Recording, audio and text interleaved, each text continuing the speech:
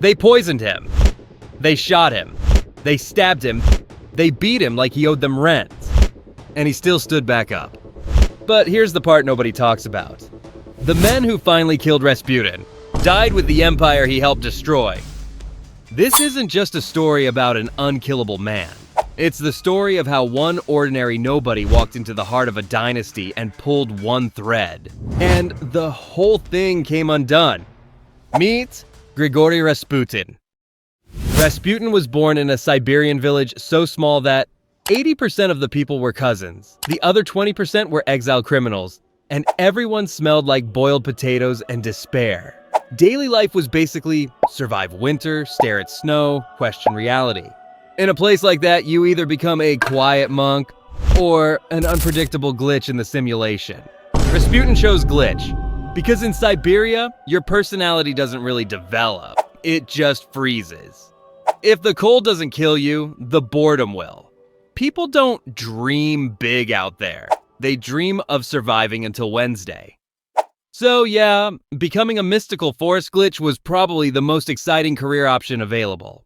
As a kid, he didn't play games. He performed healing rituals on animals, meaning he cut them open and hoped the universe sorted it out.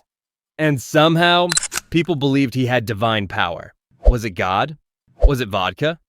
Probably a co-op mission. When he grew older, Rasputin didn't join a normal monastery.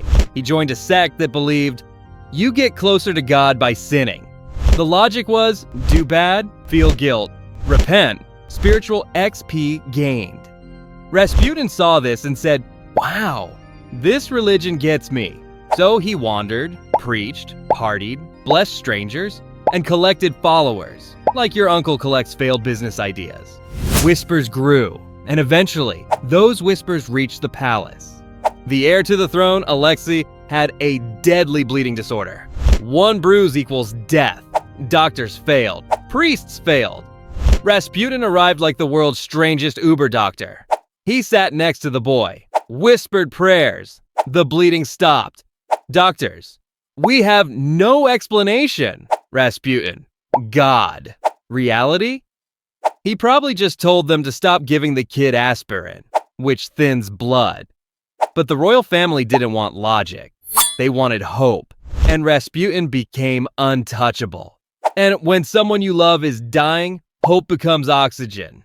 It doesn't matter where it comes from. A doctor, a priest, or a wandering bearded wizard who smells like vodka and pine smoke. If they make the pain stop, you hold on. You hold on tight.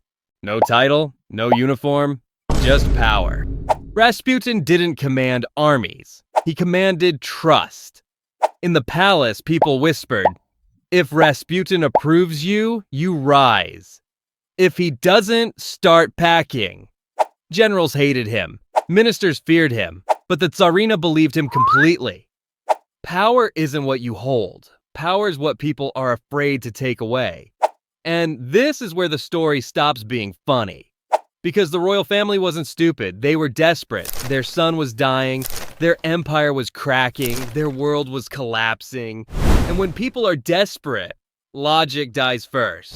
When you have nothing left to hold on to, you will hold on to anything. Even a man like Rasputin. Because once someone becomes your last line of defense, you stop seeing them as a person. You turn them into a lifeline. And lifelines don't get questioned. They get protected. Even when the rest of the world is screaming that something is very, very wrong. Outside, famine, war, riots, a collapsing empire. Inside, don't worry. Rasputin says we're blessed. Daytime Rasputin, peace will come. Nighttime Rasputin, this bar better have more vodka. He mastered the formula. Holy man plus scandal equals fame.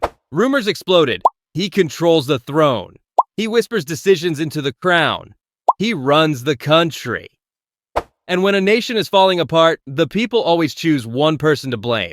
They chose Rasputin. Prince Yusupov wakes up like, there is no way one swamp wizard is ruining Russia. I'll handle this. The plan, invite Rasputin, serve poisoned cake, watch him die, toast to victory. Rasputin eats the cake, smiles. Cake's a little dry. Poison did nothing. Panic. Yusupov grabs a gun. Shoots him. Rasputin drops. Silence. He lean in. Rasputin opens his eyes. Miss me? He stands up and runs. So now we have 3 aristocrats in fancy coats chasing a barefoot wizard at 3 a.m. through the snow. It looks less like an assassination and more like a live-action Scooby-Doo episode. They shoot him again, stab him, beat him, still alive. Finally, Rasputin falls into the frozen river and drowns. Cause of death. Not poison, not bullets, not knives, not swords. He died like someone who slipped in the shower. The final boss fight was glitched. Rasputin died, but his legend didn't. A few months later, the Russian Empire collapsed. He didn't cause the fall, but he became the symbol of what happens when fear replaces reason at the highest level of power. One man didn't destroy an empire. He just leaned on the right crack, and the entire structure fell. Because empires don't fall when the walls break. They fall when the people inside stop believing in them.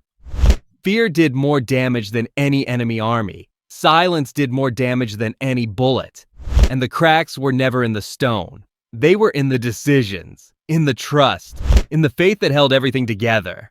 In the end, Rasputin didn't have to swing a sword. All he had to do was exist.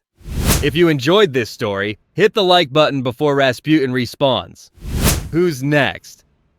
Marianne Cotton, The Quiet Smile Behind a Trail of Bodies, or Herman Webster Mudgett, H.H. Holmes, the architect of the hotel you enter, but never leave. I'm Tony. Stay human, or history will write you down as the monster.